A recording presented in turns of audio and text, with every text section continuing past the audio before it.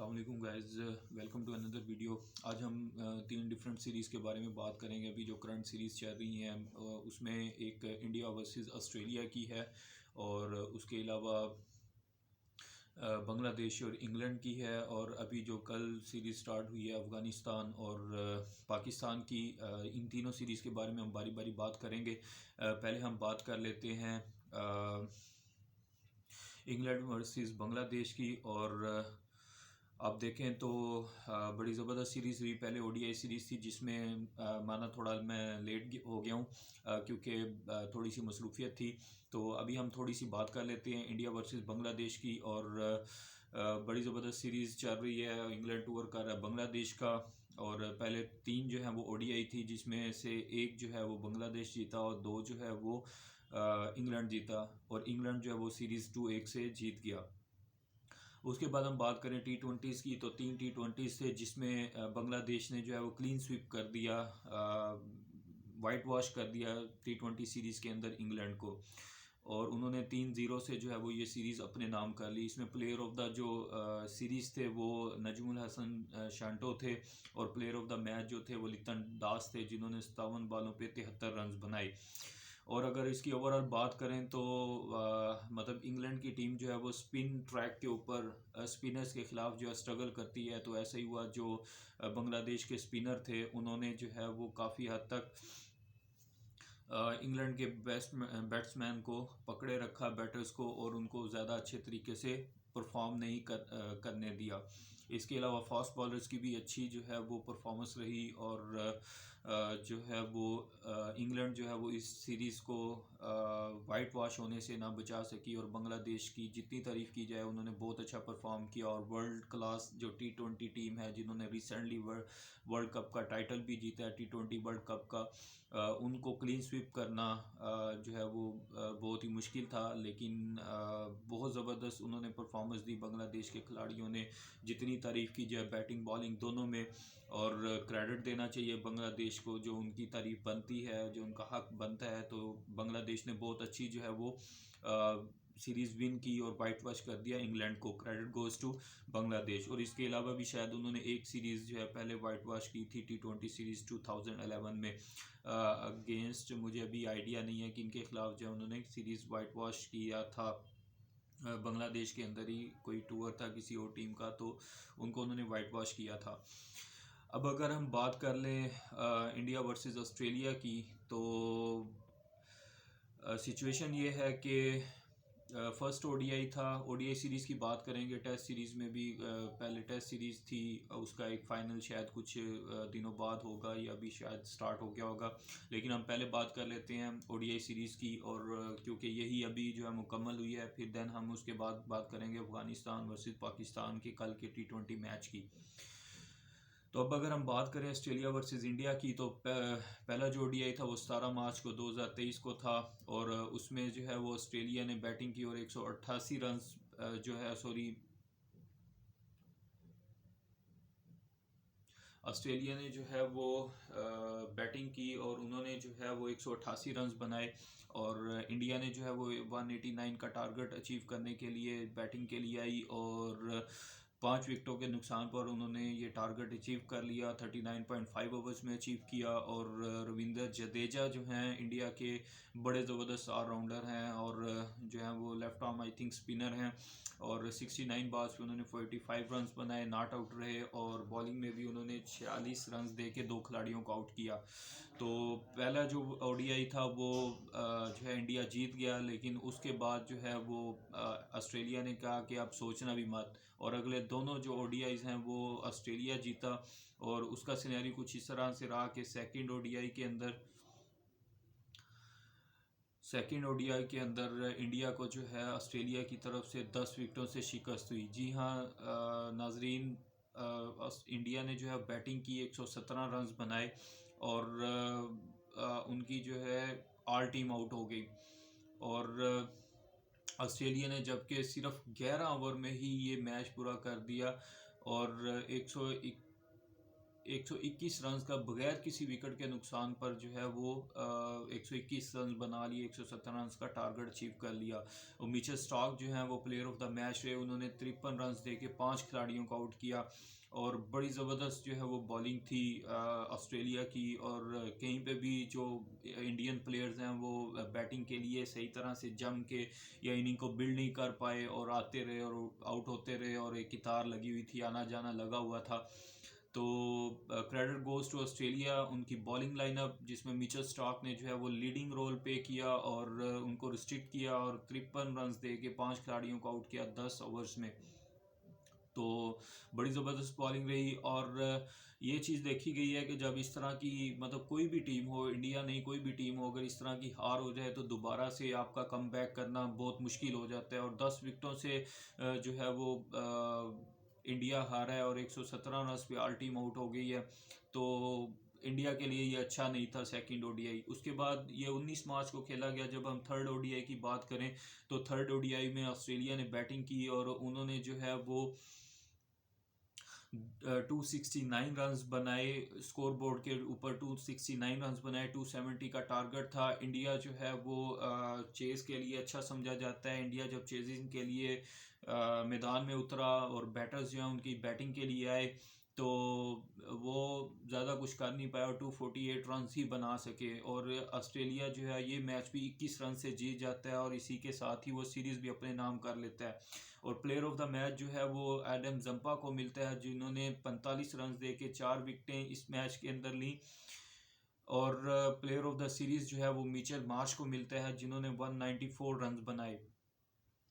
Player of the series जो है वो मिचेल मार्श हैं, डेफिनेटली इन्होंने 194 रन बनाए, हाईएस्ट रन बनाए होंगे। और player of the match Adam Zampa हैं, और जिन्होंने इस मैच के अंदर 45 रन दे के 4 खिलाड़ियों को आउट किया और एक लीडिंग रोल पे किया जो है इंडिया को रिस्ट्रिक्ट करने के लिए कि वो टारगेट ये जो है वो अचीव ना कर पाएँ। और 248 पे जो है इंडिया ऑल टीम आउट हो गई 49.1 आवर्स में।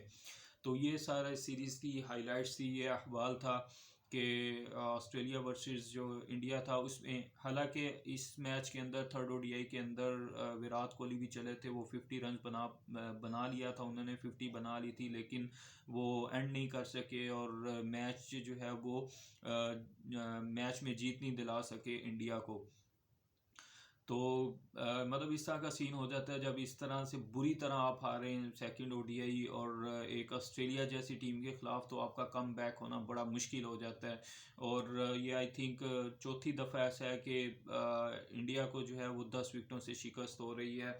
और इतने मायानाज प्लेयरों के साथ और इतनी अच्छी बैटिंग लाइनअप के साथ, जबकि हमें सुनने में आता है कि जो इनकी बेंच स्ट्रेंथ है वो भी बहुत ज़्यादा है। मतलब किसी भी प्लेयर को जो है रिप्लेस करने के लिए हर वक्त तैयार रहती हैं इनकी बेंच स्ट्रेंथ में जो प्लेयर्स हैं। लेकिन इसके बावजूद ये चीज़ें जो हैं इनको सॉर्ट आउट करनी पड़ेंगी और इनको देखना पड़ेगा कहाँ पे इशू है, मसला है, इश्यूज हैं इंडिया बैटिंग लाइनअप के अंदर। बॉलिंग लाइनअप भी इनकी जो है प्रॉब्लमेटिक है कि मतलब अगर कोई एक छोटा टोटल हो जाए तो ये उसको जो है वो डिफेंड नहीं कर पाते और कोई भी टीम जो है वो 10 विकेटों से जीत जाती है। जिस तरह पाकिस्तान ने T20 में किया था वर्ल्ड कप के अंदर, इसी तरह एक और टीम थी, अब ऑस्ट्रेलिया ने किया है ओडीआई के अंदर। तो बैटिंग जब इनकी नाकाम होती है तो बॉलिंग तो बिल्कुल ही नाकाम हो जाती है। और जिस दिन बैटिंग जो है वो एक अच्छा स्कोर रन बोर्ड लगा दे तो किसी तरह से दूसरी टीम प्रेशराइज होके जो है वो बॉलिंग इनकी काम कर जाती है और उसी प्रेशर का वो फ़ायदा उठा लेते हैं। तो इनको जो है दोनों जगहों पे काम करना पड़ेगा कि बैटिंग क्यों इस तरह से एकदम जो है वो फ्लॉप हो जाती है और बॉलिंग क्यों जो है वो एक छोटा टोटल या एक मुनासिब टोटल भी डिफेंड नहीं कर पाती और इतनी बुरी तरह से जो है वो शिकस्त होती है कि आप 10 विकेटों से ही हार जाएं। और ये सारी चीज़ें इनको सॉर्ट आउट करनी पड़ेंगी। उम्मीद है कि इनका क्रिकेट बोर्ड देख भी रहा होगा तो उनको ये चीज़ें देखनी होगी। लेकिन अगर बात की जाए तो दूसरी तरफ बात की जाए तो इस तरह की जो हार जीत है वो होती रहती है, लेकिन एक फ़ाइट करके जो है वो हार जीत हो तो उसमें कोई ज़्यादा दुख नहीं होता, और एक वन साइडेड मैच हो तो उसमें काफ़ी ज़्यादा जो तमाशाई होते हैं वो डिसहार्ट होते हैं, और आपकी फ़ैन फॉलोइंग कम होती है।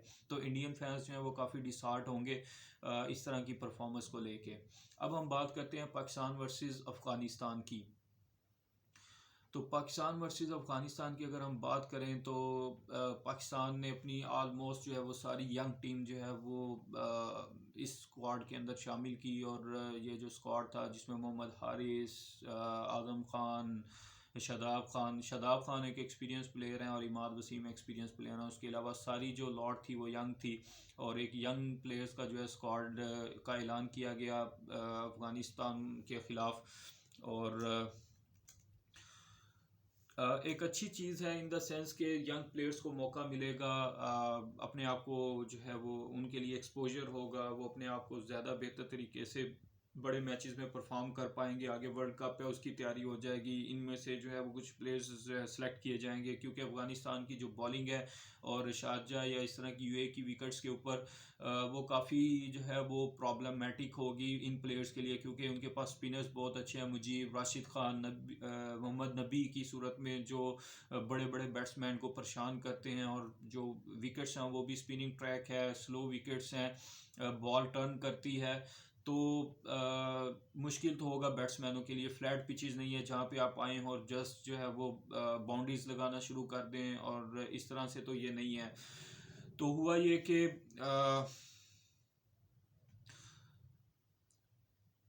इसका मैच के अंदर अहवाल ये है कि पाकिस्तान ने टॉस जीता और उन्होंने डिसाइड किया कि वो पहले बैटिंग करेंगे, और पाकिस्तान की टीम बैटिंग के लिए आती है। साइम अयूब और मोहम्मद हारिस जो हैं वो ओपनिंग करते हैं। साइम अयूब के 2-3 शॉट्स बहुत अच्छे देखने को मिले, और ऐसे लग रहा था जैसे वो मेन लीड का रोल अदा करेंगे, और जिस तरह से बाबर आजम एक एंड पे जमे रहते हैं, या मोहम्मद रिजवान जो है एक एंड पे जमे रहते हैं और एंड तक लेके चलते हैं, इन्हीं को बिल्ड करते हैं।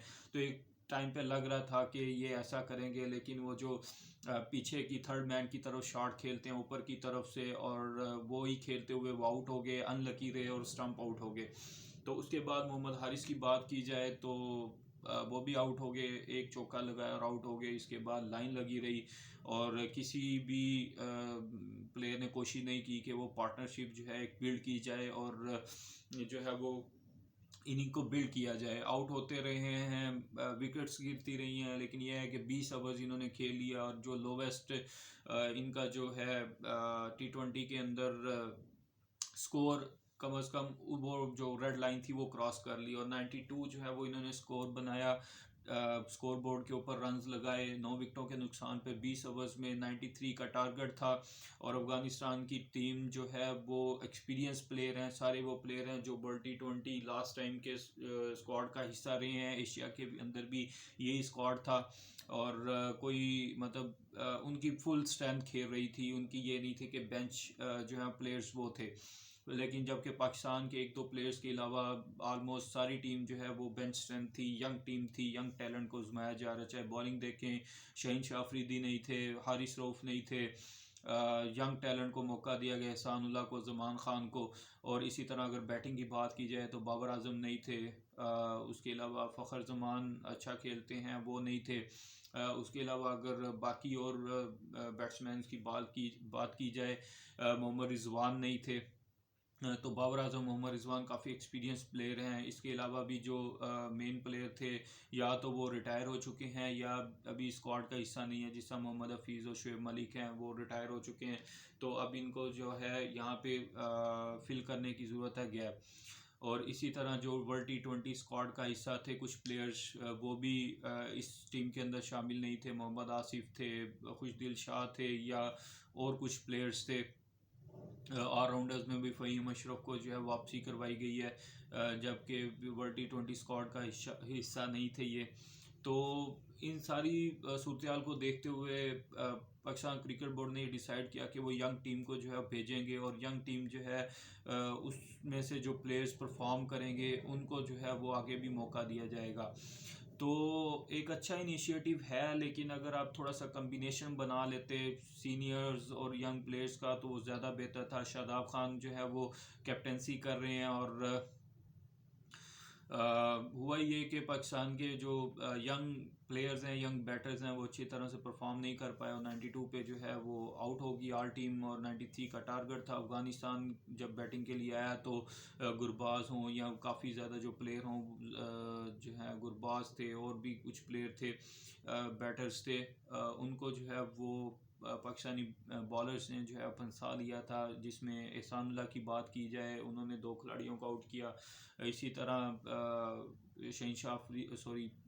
नसीम शाह की बात की जाए, उन्होंने एक खिलाड़ी को आउट किया, और इसी तरह जो है वो अब्दुल्ला शफीक का बड़ा ज़बरदस्त कैच था जो नसीम शाह ने विकेट ली। तो ओवरऑल बॉलिंग यूनिट इनका अच्छा था, और ये नहीं था कि अफगानिस्तान इजीली जो है उन्होंने 10-15 ओवर में ही मैच जो है ख़त्म कर दिया। 18वें ओवर की लास्ट बॉल थी, सेकंड लास्ट बॉल थी, उस पर जो है वो अफगानिस्तान ने मैच जीता। तो परफॉर्मेंस उस हिसाब से अच्छी नहीं थी कि मतलब अगर ये बैटिंग में थोड़ा सा अच्छा कर जाते, 140 का टारगेट दे देते तो फिर मुश्किल होना था अफगानिस्तान के लिए, और काफ़ी चांसेस थे पाकिस्तानी इस यंग लॉट के साथ, इस मर्जिंग प्लेयर्स के साथ, इस बेंच स्ट्रेंथ के साथ जो है वो अफगानिस्तान से मैच जीत जाता। लेकिन क्योंकि स्कोर बोर्ड पे रन्स बहुत थोड़े थे तो अफगानिस्तान एक दफ़ा तो प्रेशराइज हो चुकी थी, लेकिन उसके बाद जो है वो थोड़ा सा जब इनिंग उन्होंने बिल्ड की, मोहम्मद नबी जो बहुत ज़्यादा एक्सपीरियंस प्लेयर हैं और नजीबुल्लाह ज़दरान ने, तो देन जो है वो एक अच्छी पार्टनरशिप लगी और अफगानिस्तान जो है वो मैच जीतने में कामयाब हुआ। और प्लेयर ऑफ द मैच की अगर बात की जाए तो मोहम्मद नबी हैं, जिन्होंने 3 ओवर्स करवाए, 2 विकेटें ली, 12 रन दिए, और 38 बॉलों पे 38 स्कोर किए। तो इतना अच्छा नहीं था। पाकिस्तान की यंग साइड थी, फर्स्ट मैच था, शादाब खान जो है वो कप्तानी कर रहे थे, तो मतलब अच्छा रहा मैच इन द सेंस के यंगस्टर्स को सीखने के लिए बहुत मिलेगा, चाहे वो बॉलर्स हों चाहे वो बैटर्स हों। और कहीं ना कहीं आप देखेंगे कि यही बैटर्स मतलब जिनमें साइम अयूब, मोहम्मद हारिस और इसी तरह एहसानुल्लाह, ज़मान खान, कहीं ना कहीं इन्हीं का ही जो है फ्यूचर है, और इन्होंने ही इन फ्यूचर जो है पाकिस्तान टीम के अंदर आके अपनी जगह बनानी है, और बहुत से जो मैचेस के अंदर परफॉर्म भी करना है और पाकिस्तान को मैच जिताना भी। और जिस तरह से मैंने कहा कि साइम अयूब ने 3 शॉट्स खेले थे, एक चौका मारा, एक छक्का मारा, और आई थिंक एक और बाउंड्री की थी, चौका ही मारा था, और जो लास्ट वो शॉट थी उनकी फेवरेट शॉट थी, उसी पे आउट हो गए। सम टाइम बंदा अपनी फेवरेट शॉट पे ही अनलकी रहता है और आउट हो जाता है। स्टंप एक्सपोज हो गए थे और स्टंप में बॉल लग गई। आई थिंक उमर की शायद, या उमर की शायद, या फारूकी की थी बॉल। तो ओवरऑल मैच अच्छा रहा, काफ़ी ज़्यादा होप्स हैं इंशाल्लाह। उम्मीद है कि नेक्स्ट मैच में पाकिस्तानी टीम कम बैक करेगी और अफ़गानिस्तान को जो है वो टफ टाइम मिलेगा। इसी के साथ ही थैंक यू, खुदा हाफिज़।